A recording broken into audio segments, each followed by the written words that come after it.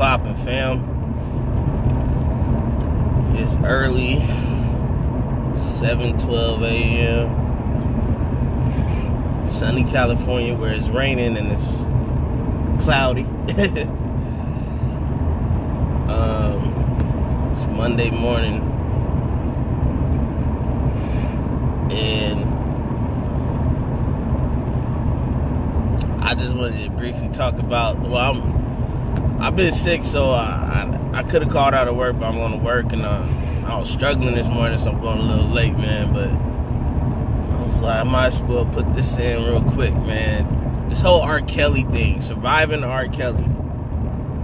We've been knowing what he's been doing this whole time. Like, why are people surprised, bro? We knew he was taking down little girls, man. Like, consistently taking them down little females, man. Now, somebody said he's done as young as 12. Now, I didn't know that. But I knew he was taking down 13, 14, 15. And the little hole, he had them in the house, locked them in the house. In a way, I know for the most part some stuff was consensual, but in a way, when you're that young, you don't know what you want, so it's technically not consensual. You know, to the point like, oh my gosh, I'm staying with R. Kelly, that's like my dude, and I'm still in high school. That's like my man, and he's all up in my CD player, but I'm with him though, so, but he's still a little girl though at the end of the day, kind of stuff. So, but at the same time saying, why be surprised? We knew what he was doing. We knew he married Aaliyah. You don't think he was taking her down, like having sex with her? We knew that. What's sad is, man, dude is extremely talented. Extremely talented dude. One of the best in R&B.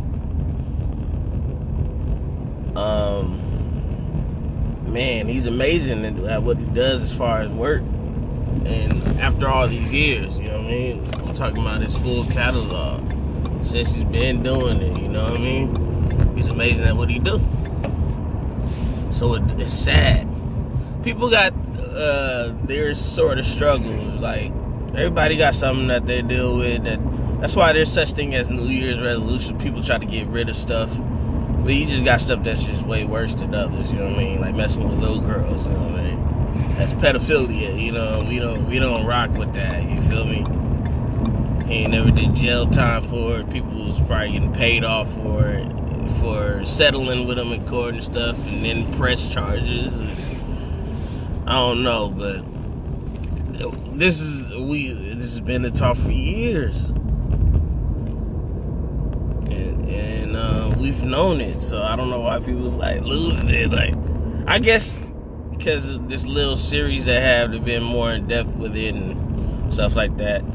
I saw a post by Marion. I guess he used to write for the B2K group, and he was like, you know, he is a victim and a predator at the same time. So it was like, he said all who is involved should be accountable for it. Meaning that R. Kelly has had this problem for years. And there's a root to every problem. When you got somebody with some sort of mental issue or some type of social issue or something like that, it starts somewhere. And it might be when they were a child. So maybe it was some stuff that R. Kelly did not, you know, address, that he's probably dealt with as a child or a teenager or whatever. I know he's supposedly been doing this since in his 20s when he was, you know, because he's been in the game for a long time. So it's just crazy. People is like, it's funny seeing all the memes and stuff and all that. And they said the only people that could stop him is Mr. Biggs, Mr. Ron Isley himself, you know. You know, he could never get past him back in the day. And they made his together, man, and they had some iconic videos together. So they said nobody could stop him except Ron Isley. That's funny. I'm gonna have you cracking up for real. But I do think bruh should be accountable for doing stuff with young girls, man. Like,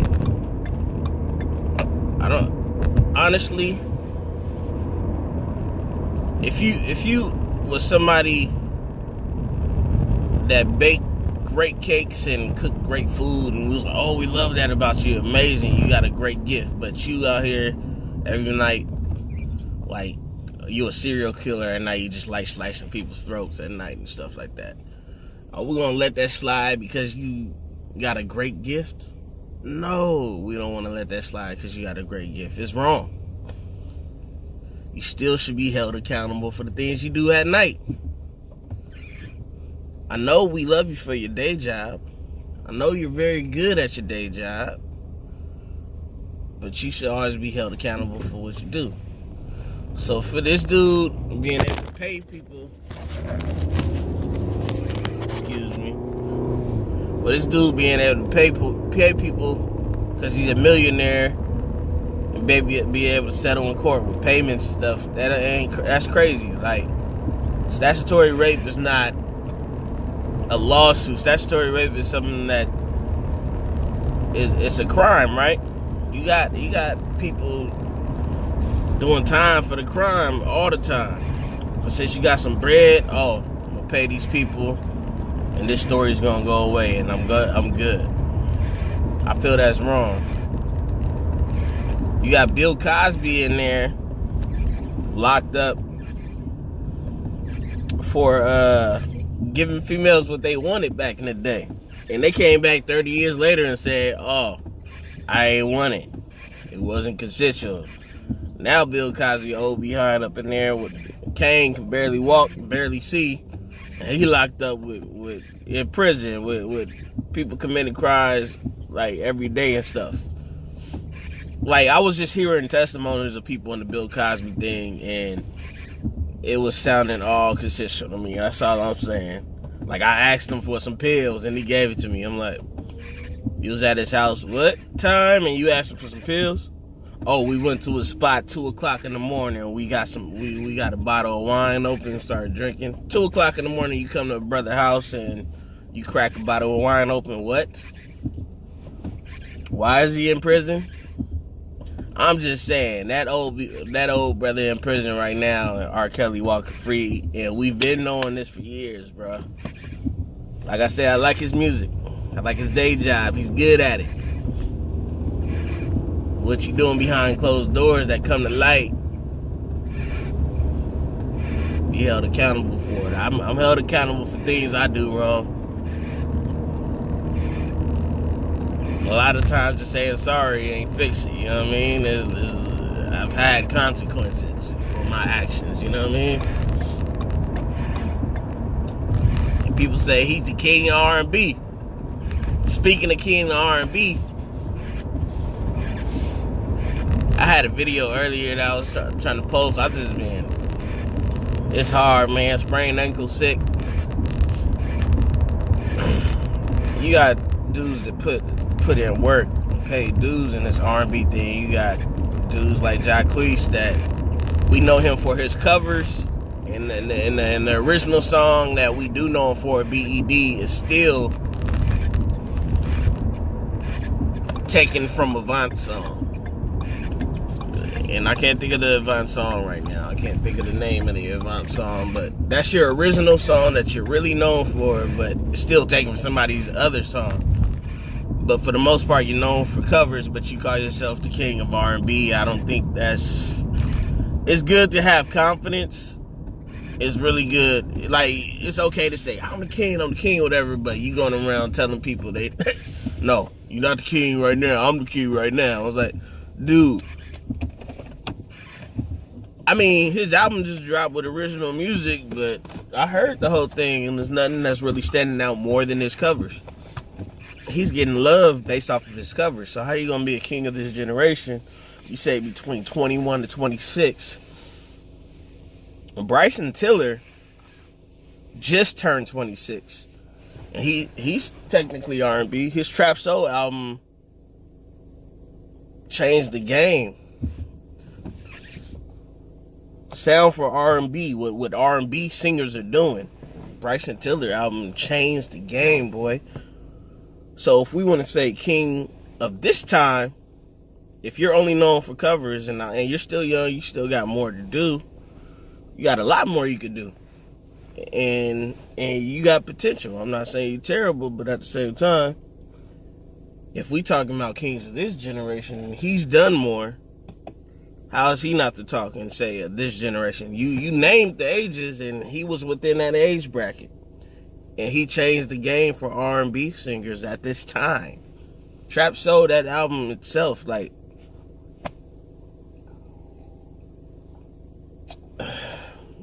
I see females going around quoting and singing his original music.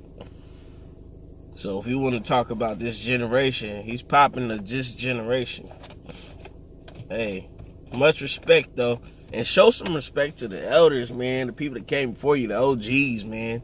There was some disrespectful stuff going on, man. Just like the best rap group of all time. Migos, I mean, y'all dope for what y'all do, but if y'all really, really want to say rap group in this rap category, why are you guys going neck to neck with Bone Thugs and Harmony? They actually, like, can lyrically rap. And they're a group. And they're one of the greatest. I also like, I don't know if a duo is a group, Mobb Deep. The Locks.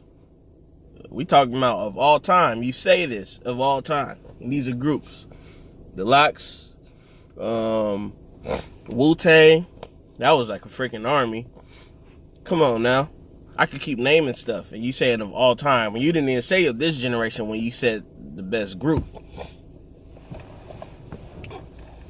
You said of all time. And I can name other groups. In the rap category, rapping.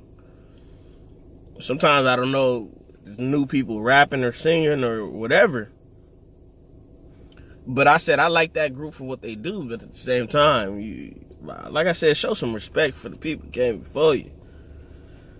You know what I mean? It's not really much rap groups right now. But you said of all time. And come on, man. That's like, even when Lazy Bone was like, all right, let's have a rap battle. Y'all put y'all best stuff up. We put our best stuff. After saying that you're the best rap group of all time, you say, yeah, we about to bring it. It's a rap battle because we the best rap group of all time. He said, let's have a bankroll challenge. Okay, now you tossing money out, but you claim to be the best rap group of all time. That don't make no sense. You kind of tried to bail yourself out, like y'all couldn't spit, like y'all couldn't rap one-on-one against each other as a group. So it was like, oh, let's show who got more money. It was like, but you just said you're the best rap group. What does money have to do with being the best rap group of all time? They got money and they got history. They got walls of plaques that says that they have a history in this game as a group. And they can back that up with the claim of best rap group of all time. So how you gonna make this claim, put it out there, and then when you're challenged on it, oh, let's see who got more money. Show me how much money you got. What does that have to do with being the best rap group?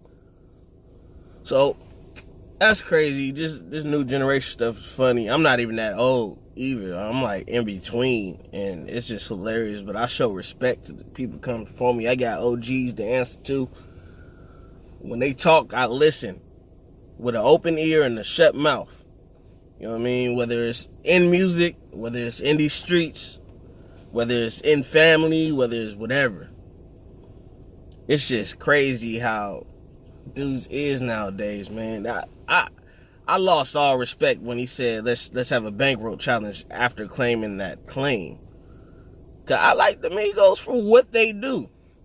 Okay? I felt when it comes to all these mama rappers on Culture 2, they was actually saying some stuff. I'm like, oh, they actually sort of spitting right now, like, compared to other people, you know what I mean? But still, you're going to put certain people against them, you know that certain people still going to go off with bars, you know what I mean? Let me get up in this joint, though. I just thought this stuff is hilarious. Thought I'd speak my mind. Holla, this is JB and J. Can't have it no other way. Y'all have a blessed day, a blessed Monday. Mondays ain't so terrible. Just hope I feel better after this. Yeah.